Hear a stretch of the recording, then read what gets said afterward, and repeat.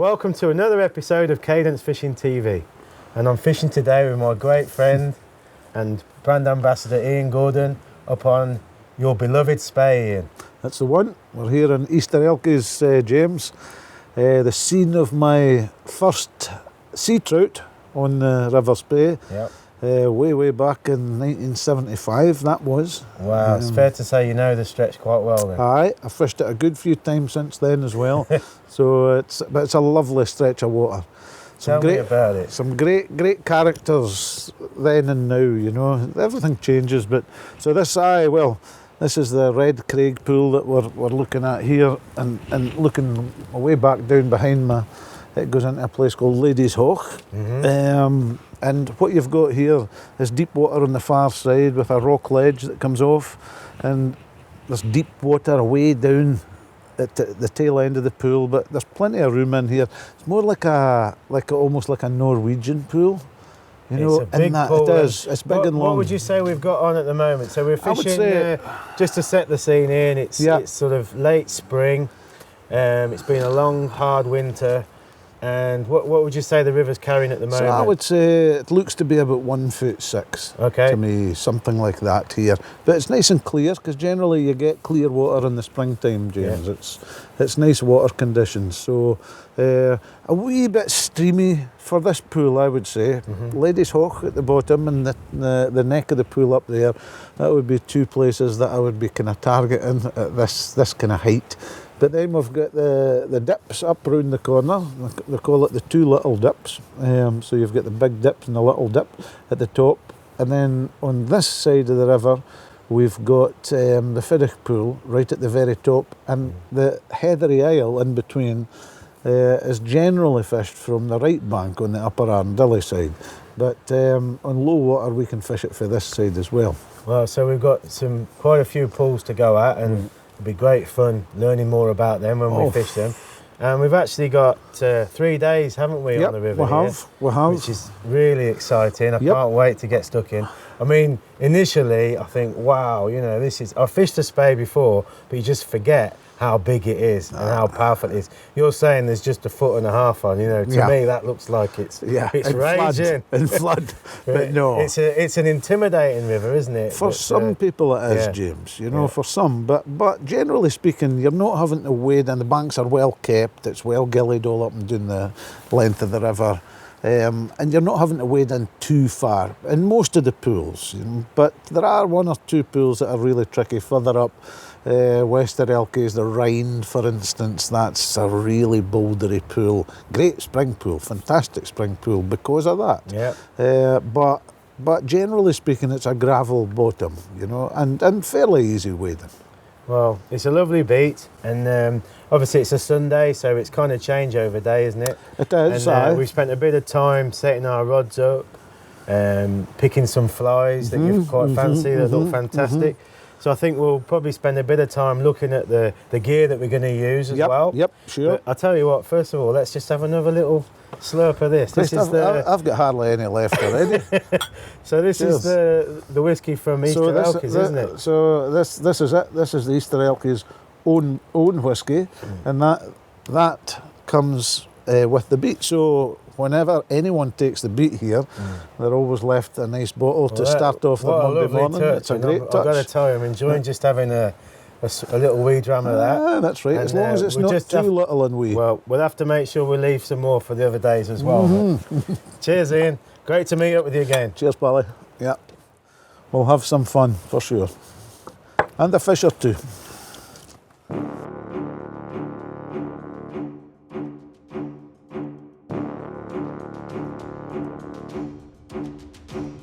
So Ian, we talked about the river height. What's the sort of forecast and what's the conditions likely to be over the next 3 days? Well, James, we've got typical spring weather, I would say, here in Scotland. So the weather system's coming from the Atlantic. It's going to deposit quite a bit of rain way up country. And sometimes that's going to affect the river, although we probably won't get much rain here.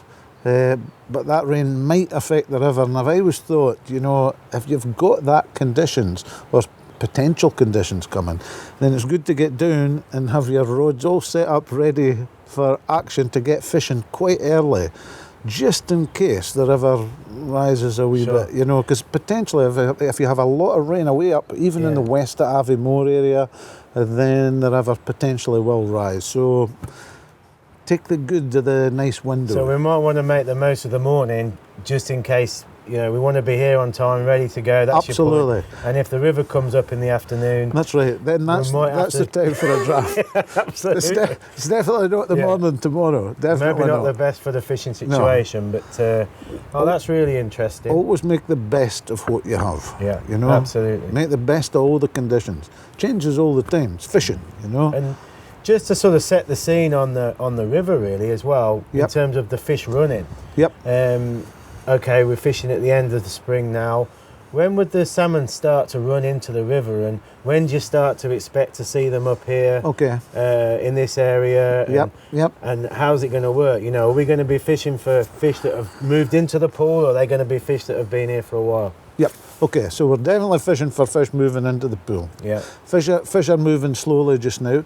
We have a pool up there, the Fiddich pool, which has got the tributary, the River Fiddich coming into it.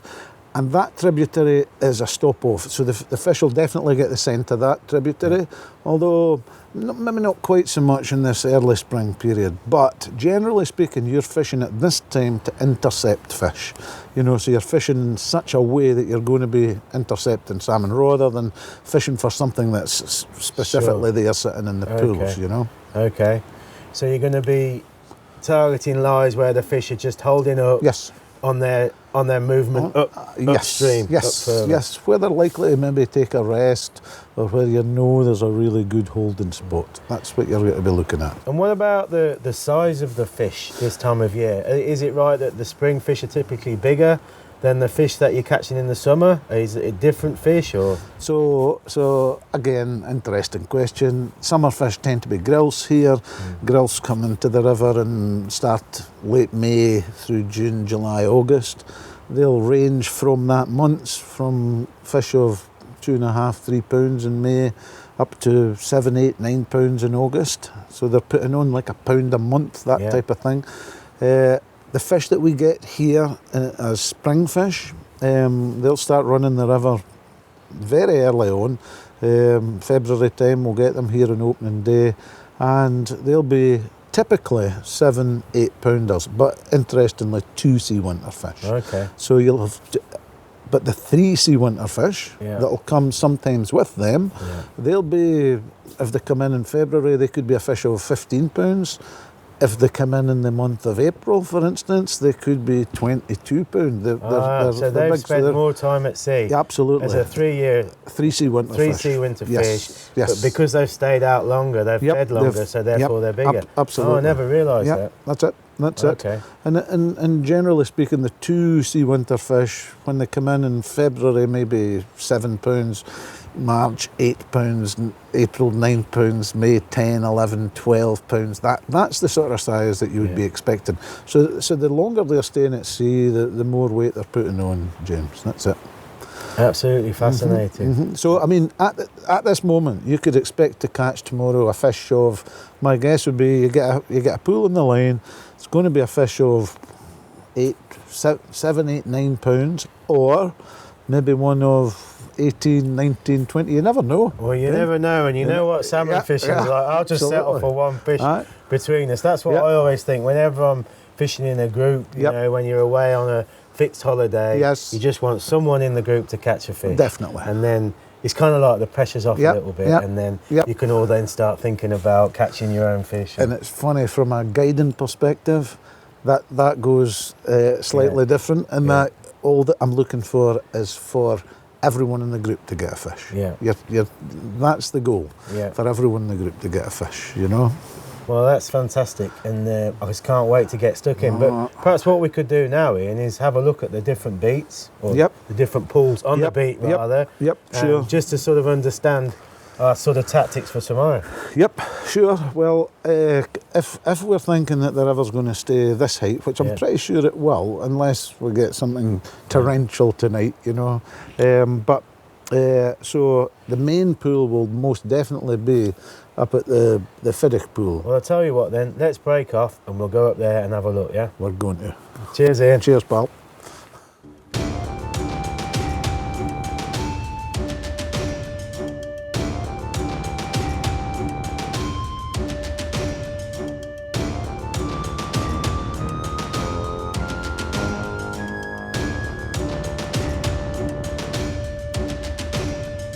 Okay then, Ian.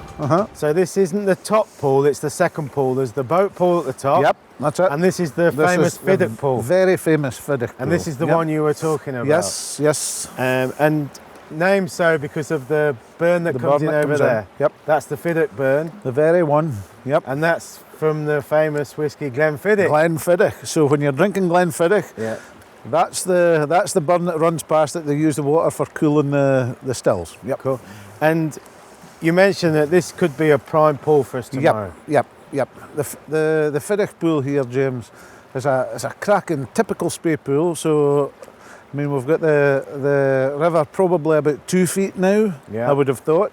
It's got a wee bit of rise going on, but basically we've got the neck of the pool up in here, all the way right down to about where the Fiddick mouth comes in there. Then we've got the kind of middle of the pool. And then the tail of the pool's out of view down there. I mean, it's probably 400 yards long. It's a massive pool. It's a massive long pool.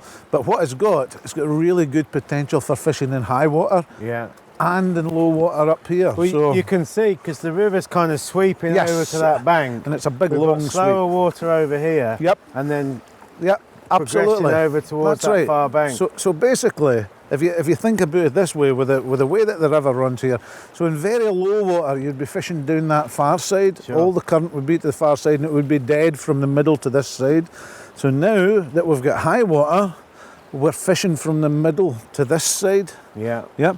And possibly, if we've even higher water tomorrow, who knows? You just never know. But if we've got that, we'll be fishing 10 metres out from this side, you know. So it's got everything, this pool. It has. It's got the capability of producing in all heights. At all heights. It's perfect. Well, one great thing for me about the next few days, Ian, is that you're going to be fishing as well. Yep. Which is very rare, isn't it? It's very, very rare. And also we've got your great friend and our brand ambassador Leslie as well. Yep, he's coming down. There's 3 of us going to be fishing tomorrow. Yep.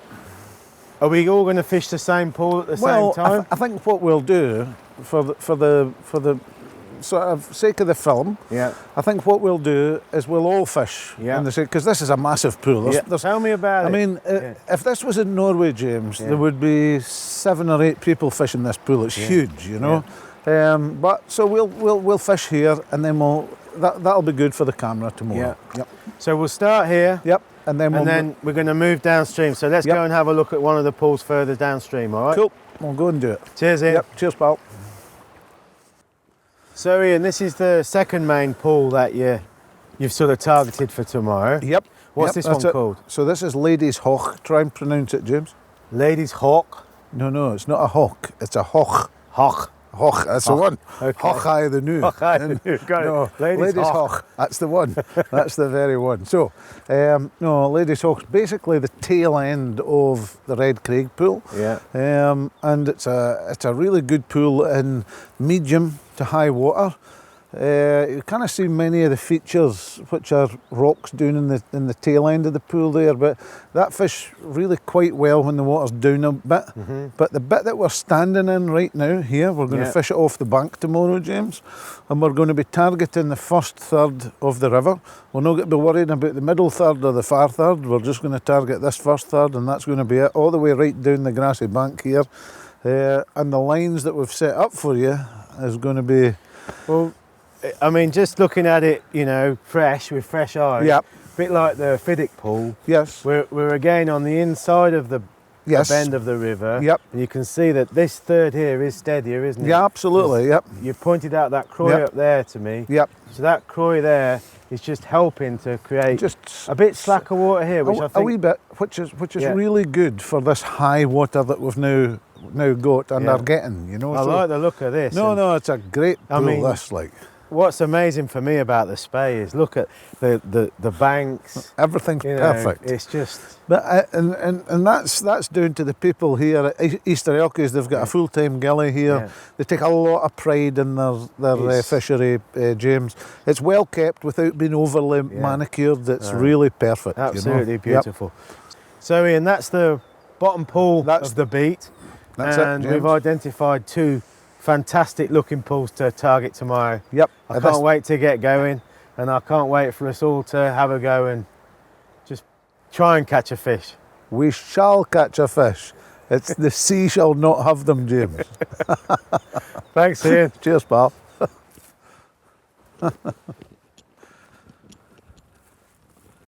Right then, Ian. Let's just look at the 2 setups that I've got for tomorrow. Yep. You've advised me on the rods and lines that I need to be using. First up, we've got the 14'6". Yep, that's it. And we've actually matched this with an intermediate head. Yep.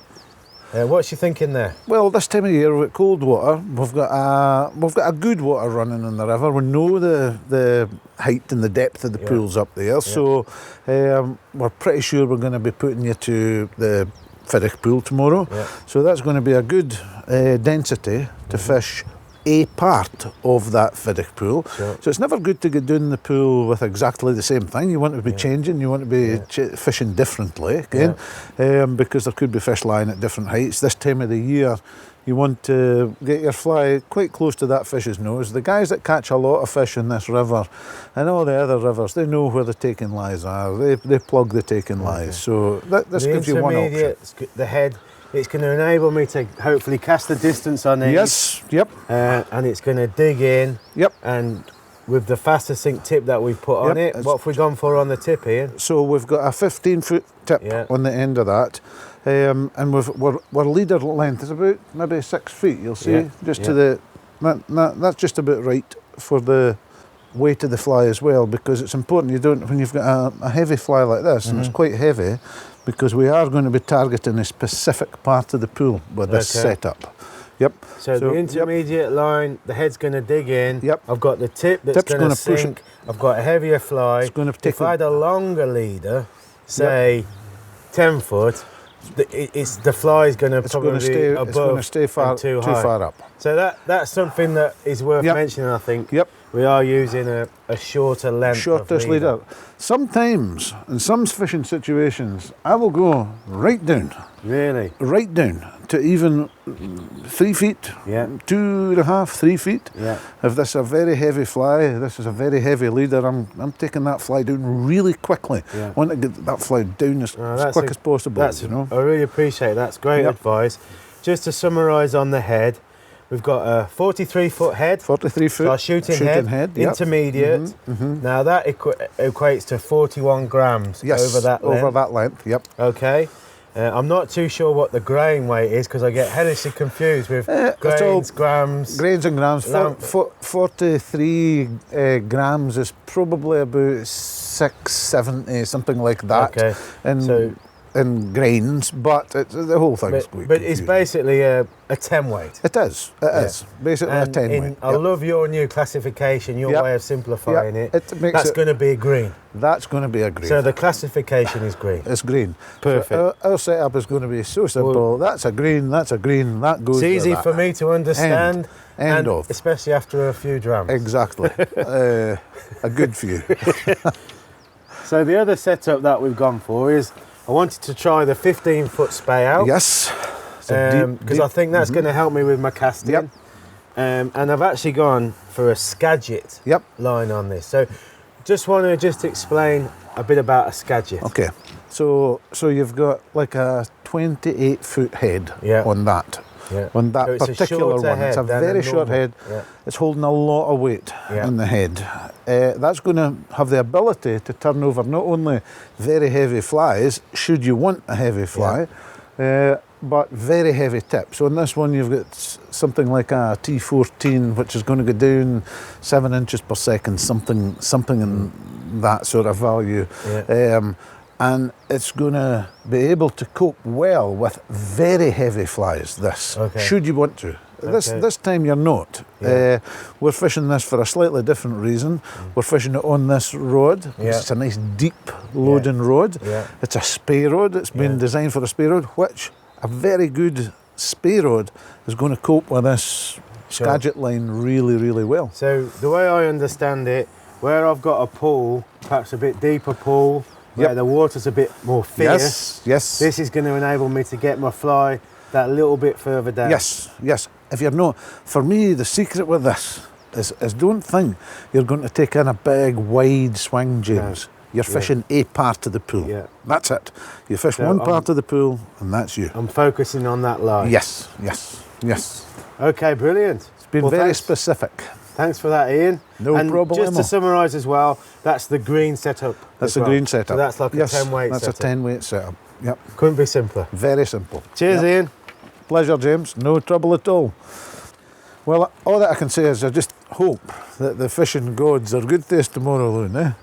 Cheers, Ian. Cheers, pal. Let's hope so. That's salmon fishing, isn't it? Oh, it is. You just take what you get and enjoy it. I'm so excited, and I'm so excited to put the rods and lines through their paces. You know, you spent a lot of time developing and testing these, so. Well, it's been a process, I reckon, almost a year, not quite, but almost a year. And we've really put them through the paces last year. We've got some really nice fish on them.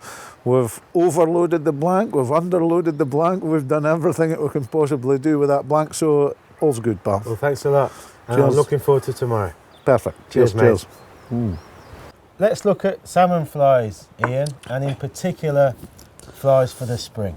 Yep. Can you pick us 3 of your favourite flies that you'd be using, you know, if you were out for spring fishing today? Yep, for sure.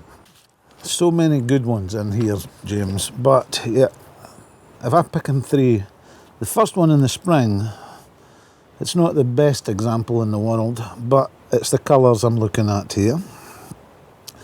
This is a Tosh. It's a yellow and black.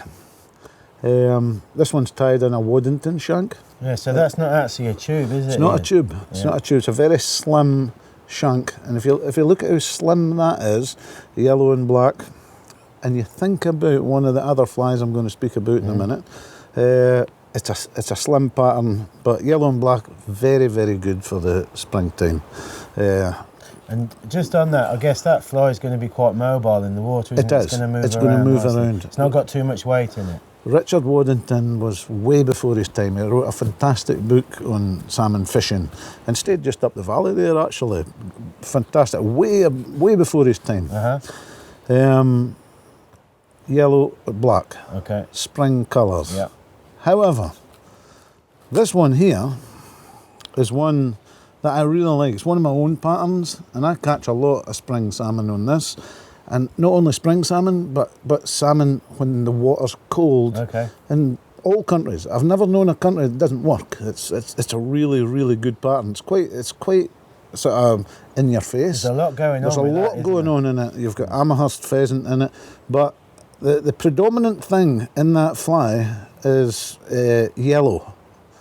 And then you have this bright blue overhackle.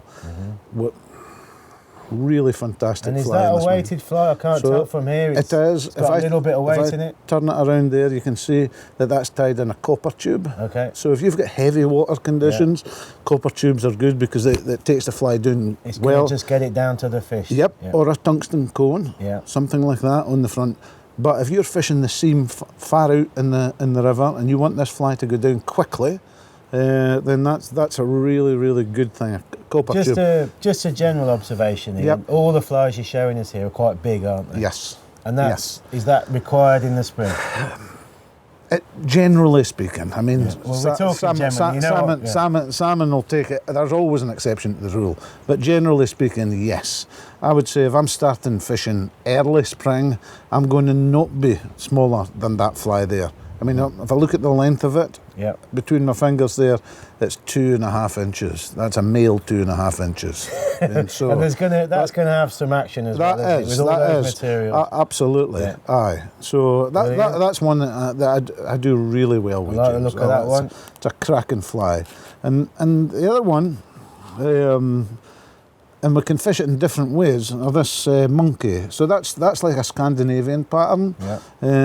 Is that made from monkey hair originally? Is that why it's called a monkey? Originally it was, you know, and I think there's been some sort of problems with monkey hair, but there's modern materials that do the similar sort of, absolutely. For the fly tyers, they know all about it, and I know in Iceland they tie it with Icelandic horse. But basically, again, if you look at the colour, yellows, blacks for the early spring is always good. Always good.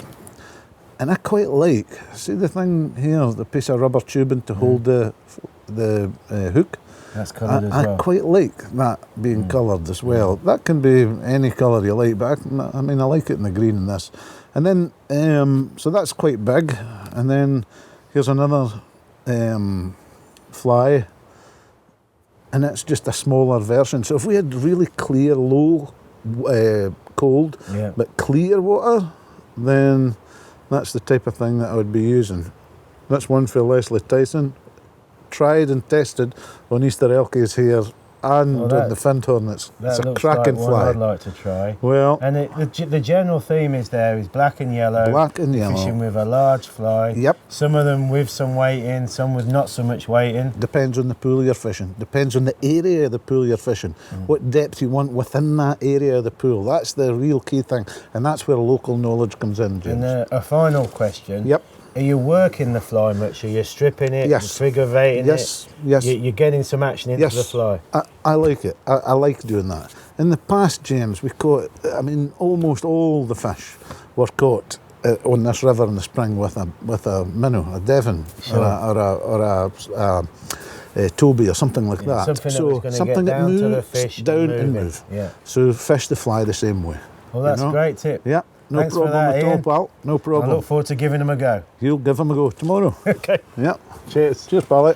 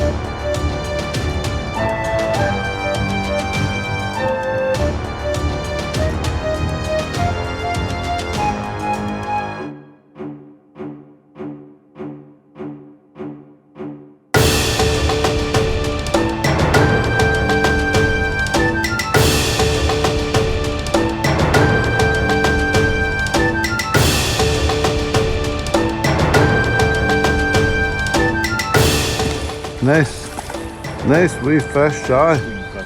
Totally a clean fish without a doubt, James. And you're in the Fiddick pool, Easter Elchies, with that setup we put on the rod last night, eh? Perfect. That was good. Really nice day. Yep.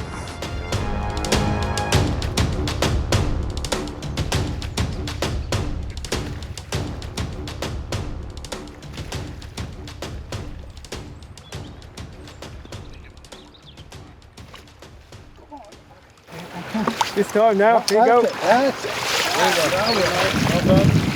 Well done. Nice one, no pressure. That's a good fish. Yeah. Oh, that's a nice fish. Cheers, mate. That's a good fish. Cheers, there. Thanks, Chief. Well, Ian, that's an absolutely beautiful spring fish. I'm made up. You will be. Yep. Aye. And just took on that intermediate with the fast link tip, and I'm going to let it go now. We weighed it and it was just over £8, wasn't it? 8.5 pound, very typical March springer. Well, there we go. Yep. I'll let them go. The dogs were happy as well, James, to see the line go. Perfect. Well done, Lynn. Cheers, mate. Well done.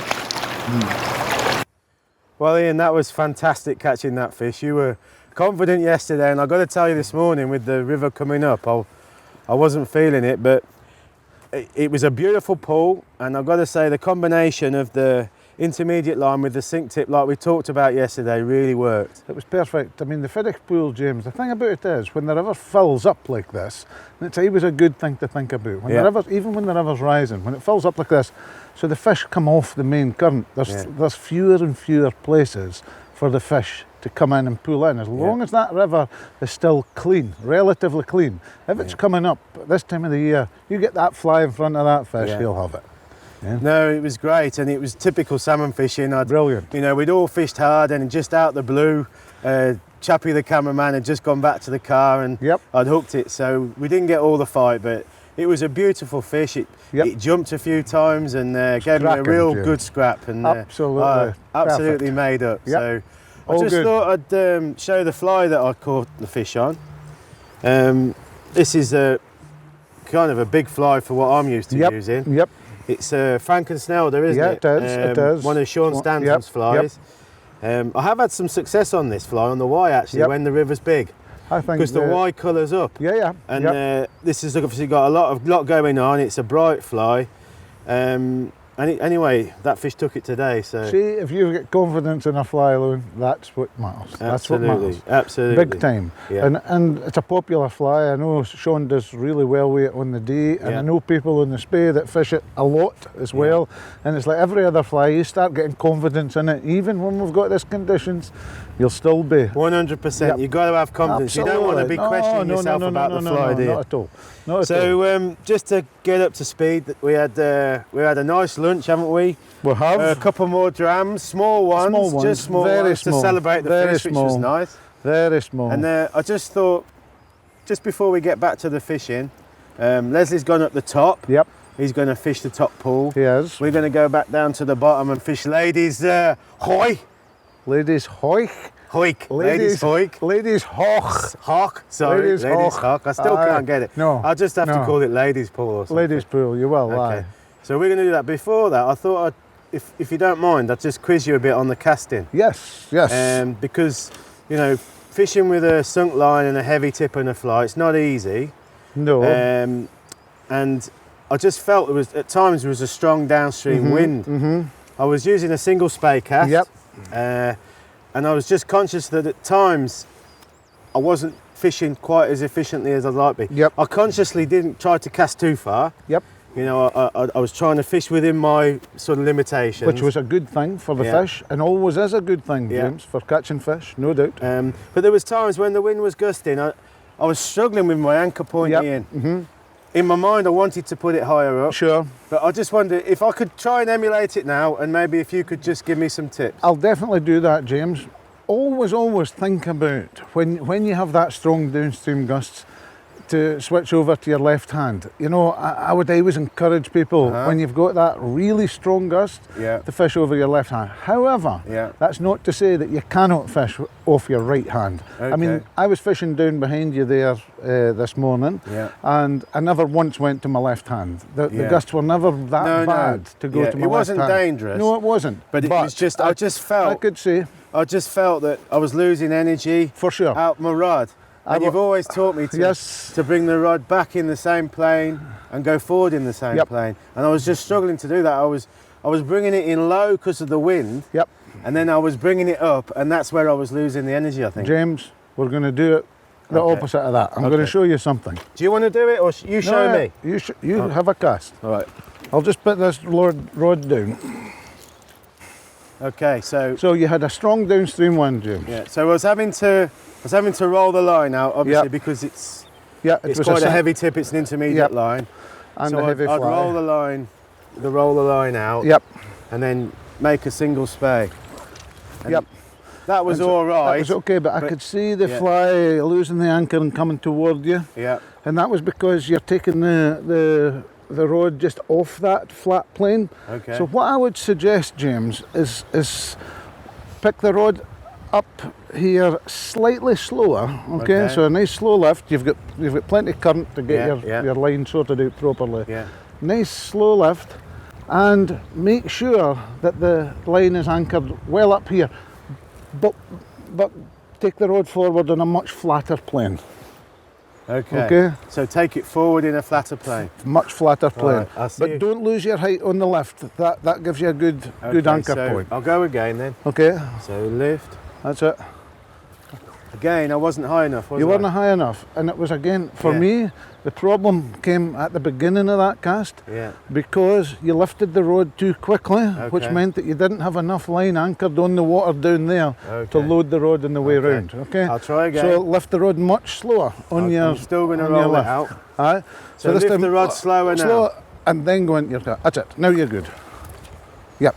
That's it. That did feel better because the anchor was away from me. Because you lifted the rod slower, you had more line in the water, which loaded the rod more on the way back. Got you. And it keeps everything under tension. Okay. So it connects. That's a brilliant tip. So I'm bringing it back too quick, basically. Lifting the rod too quick. Let's go again. Just one more and then. Lifting the rod too quick. So nice and slow. Get to that. Now go for it. That's it. And low. Yeah, that's the one. Yep. It's perfect. If you could just demonstrate it perfectly, but that definitely helped, Ian. Yep. The key point being that this lift is to bring the rod to exactly the right point. Look, I'm keeping it moving, but now I can really pull the rod low. Yeah. Yeah. Yep. Yeah. I've got plenty of line remaining on the water there to bend the rod in that area. Boom. And I keep the rod really, really low. Really. Yep. So you're making the rod's doing it for you, isn't it? Yeah. So basically what I'm not doing is coming here and moving into this plane. Yeah. Because that's going to let the wind take a hold of the thing. So I go forward on that flat plane. There. Beautiful. Then I have no trouble at all. But the secret, as you rightly pointed out, was the anchor point. It has to be further upstream. The control for that comes at the beginning of the swing. Here. Now it's perfect. Perfect. Beautiful. Yep. Thanks, Ian. No I'm problem. going to practice that and let's go and have another go. And you never know. The river's getting high, but you just never know, do you? I reckon we'll nail one down at the Ladies' Hawk. We'll see. What do you think? Got to keep rolling the dice, yeah? Keep rolling it. Keep the flea in the water, as they say. Keep the flea in the water. Cheers, Ian. No problemo, pal. No problem.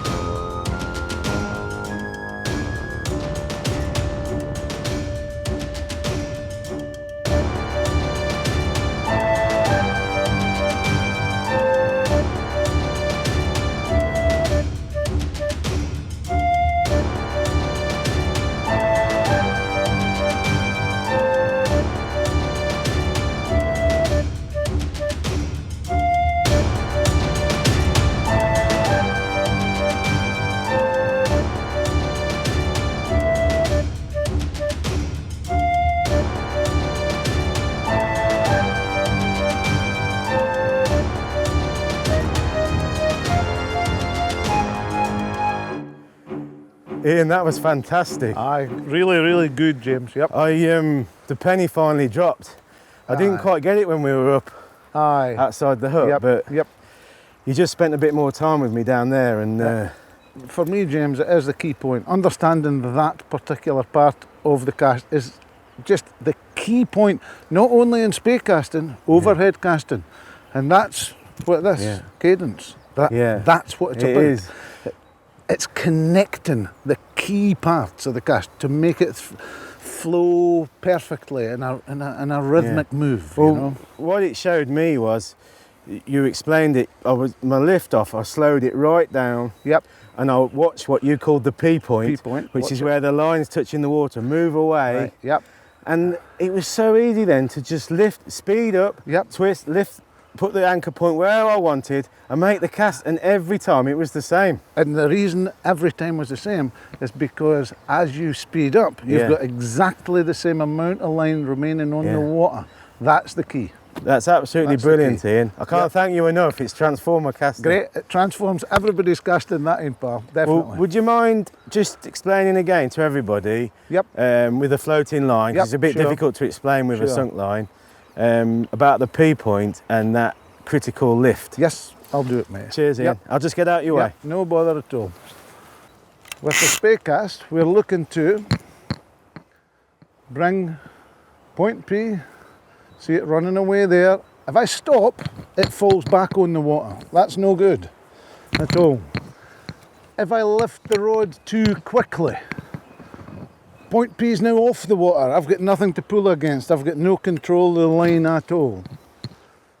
But if I lift the rod, and I watch point P running away from me, running away, just before it's going to fall back, I then speed the line up.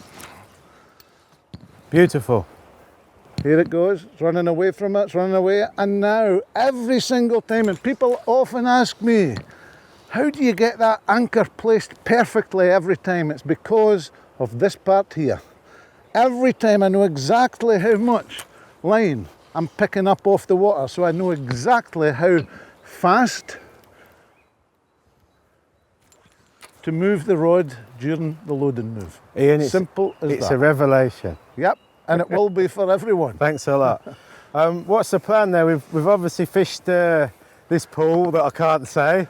The ladies' pool a few times through. What a beautiful pool, even on this height. It's beautiful. I felt like we were going to get one at any moment. I think the river's a wee bit unsettled, but it's shown this morning that it doesn't really matter if we're flying in front of a fish. But I think we should go back up to the Fiddick pool now, where you've got your fish. Leslie. Yep, absolutely. End up there, and then I think we've definitely earned another dram, don't you? Or two. Brilliant.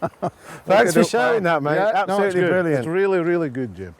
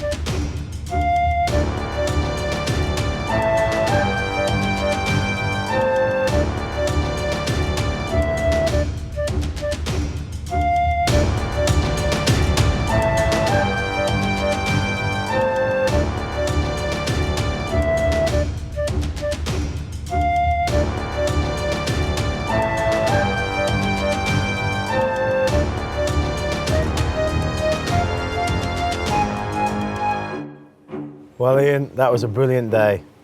Thoroughly enjoyed it. Great, James. Really, really good day. Under conditions, but lovely place. Fantastic. It's a beautiful beat, and we were a bit unlucky with the river coming up. It's actually just started to drop back down again and settle down a bit, isn't it? It is, and it's kind of witchy now, but you never know.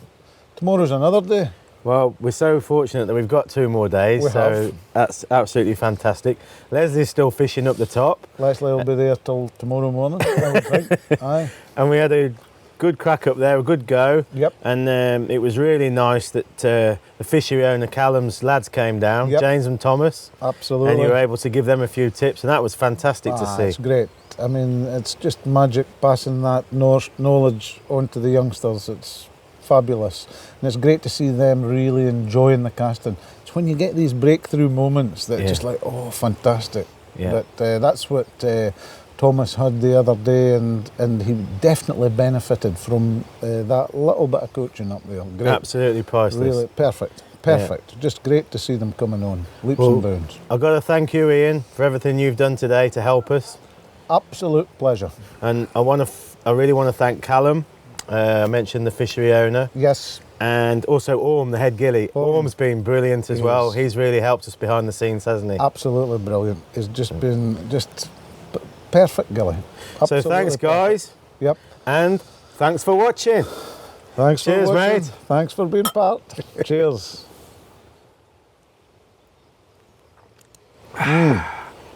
No half bad, that. It's a good dram, isn't it? It is. Easter Elchies. Easter Elchies. We're putting a bit of a dent in it. Yeah. We have put a wee bit of a dent in it.